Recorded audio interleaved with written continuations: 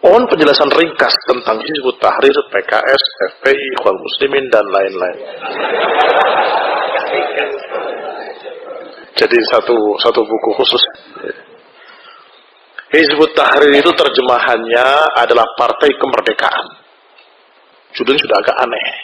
Hizib Partai Tahrir Kemerdekaan. Partai Kemerdekaan. Dan ini adalah pecahan dari IM, Ikhwanul Muslimin. Dalam masalah fikihnya banyak keakal-akalan Mu'tazilah dalam fikihnya. Dalam masalah sikapnya dalam politik seperti Khawarij, menentang penguasa, ila akhir. Dan dalam masalah sikap terhadap kaum muslimin mirip atau terbawa dengan Khawarij, mengkafir-kafirkan kaum muslimin. Dan sangat jelas mengkafirkannya, dan saya pernah mendengar ucapan tokohnya dalam keadaan terekam dan terlihat wajahnya yang menyatakan bahwasanya semua yang terjaring atau yang terkait dengan jaringan rejim penguasa ini semuanya kafir. Tegas dia mengatakan begitu.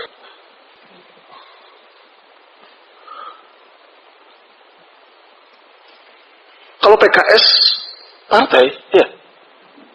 Nah, walaupun orangnya di dalamnya banyak IM, tapi PKS ini partai, sama dengan PDI, sama dengan PDI.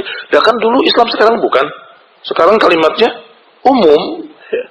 Nah, sama dengan yang lainnya, sama dengan partai-partai Islam lainnya. Taib, adapun FPI sudah pernah disampaikan dan sering disampaikan. Mereka ingin ingkarul munkar tetapi dengan cara yang salah. Yang namanya rakyat kalau mengingkari kemunkaran adalah dengan nasihat, dengan ilmu, dengan peringatan. Adapun yang menindak itu bukan mereka, penguasa.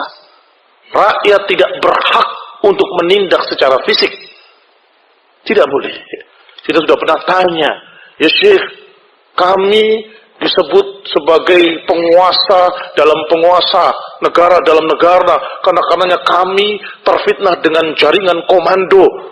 Kepada Syekh Ubaid kita tanyakan, maksudnya apa?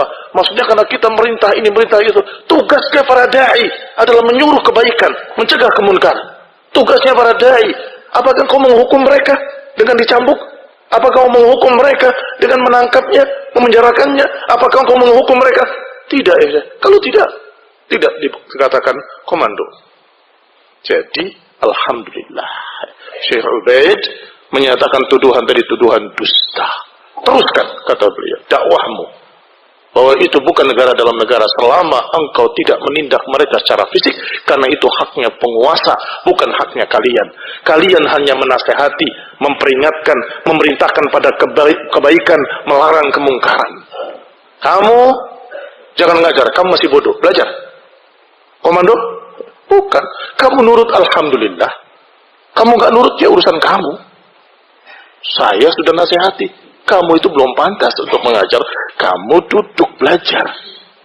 Dan itulah nasihat orang tua pada anak-anaknya. Nasihat guru pada murid-muridnya. Apa salahnya? Itu bukan komando. Kalau sudah sampai pada tingkat menghukumi seperti FPI dan sejenisnya, karena banyak kelompok-kelompok lain yang seperti itu, maka itu baru sudah menjamah ranah penguasa. Barakallahu fiikum. Ikhwanul Muslimin, yang juga dulunya partai di Mesir, yang dicetuskan oleh Hasan al-Banna dan yang bersamanya, karena Hasan al-Banna adalah seorang sufi dari aliran Hassafiyah, tetapi dia membuat partai tersendiri dan kemudian mengajarkan fitnah hizbiyah, kepartaian, yaitu menggabungkan segala macam madhab yang berbeda dalam satu kelompok, dinamakan persaudaraan Islam.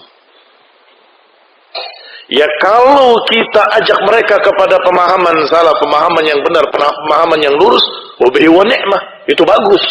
Tetapi menyatukan dalam keadaan berbeda. Menyatukan dalam keadaan berbeda. Sehingga mereka punya slogan. Slogannya, nata'awan fima ittafaqna wa na'tadzir ba'duna ba'dan fima ikhtalafna. Khawatir kepanjangan kalau pakai amplop gini. Apa maknanya? Nata'awan fima ittafaqna, kita bantu-membantu apa yang kita sepakat, dan kita maklumi apa yang kita berbeda. Sepintas kayaknya bagus ya? Bagus sekali itu. Kita kerjasama apa yang kita sama, dan kita saling menghormati apa yang kita berbeda. Kalau kamu bilang bagus, berarti kabir alaih arba takbirat, bertakbirlah 4 takbir, kita salatkan jenazah. Siapa yang mati? Yang mati amar ma'ruf nahi munkar. Sudah mati, innalillahi wa inna ilaihi raji'un. Dengan prinsip tadi, na'tadir ba'duna ba'dan, kita maklumi apa yang kita berbeda, berarti sudah dikubur amar ma'ruf nahi munkar. Kabir alaihi arba takbirat. Sudah salatkan dengan salat jenazah, apa lagi? Ikhwani fillah azakumullah. Ini Syiah, kita hormati, jangan dibantah. Ini Khawarij, oh ya, dia semangat jihad, bagus, ya, tidak salah. Yang ini bagaimana ini? Yang ingkar mungkar dengan seperti itu, ya dia semangat ingin mengkir kemana, kan niatnya bagus, tak apa-apa, bagus. Kamu bagus, kayak Pak Tino Sidin, semua bagus.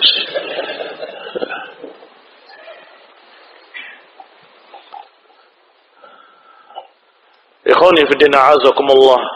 Dalilnya tidak begitu. Dalilnya man ra'a minkum munkaran falyughayyirhu bi yadihi fa in lam yastati' fa bi lisanihi fa in lam yastati' fa bi qalbihi wa dzalika adhaful iman. Siapa yang melihat kemunkaran, rubahlah dengan tangannya. Kalau tidak mampu dengan lidahnya, kalau tidak mampu dengan hatinya, dan itu selama-lamanya iman.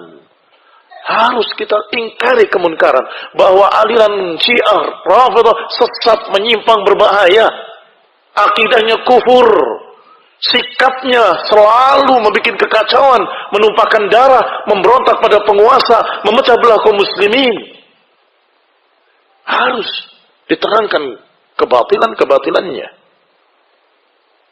Demikian pula Khawarij, kita katakan bahaya mereka.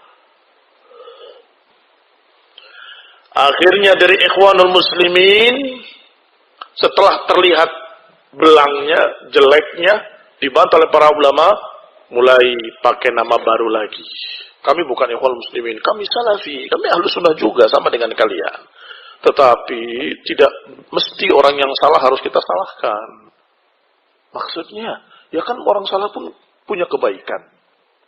Nah, iya sih, kita angkat kebaikannya. Siapa itu? Sururiyah, alirannya Muhammad Surur. Jadi mereka salah tapi baik, mereka menyimpang tapi benar, mereka punya kesalahan tapi mereka punya kebaikan. Dibikin begini, dibikin ngambang semuanya. Untuk apa tujuannya? Sama dengan IM, untuk menyatukan seluruh kelompok dalam keadaan berbeda-beda.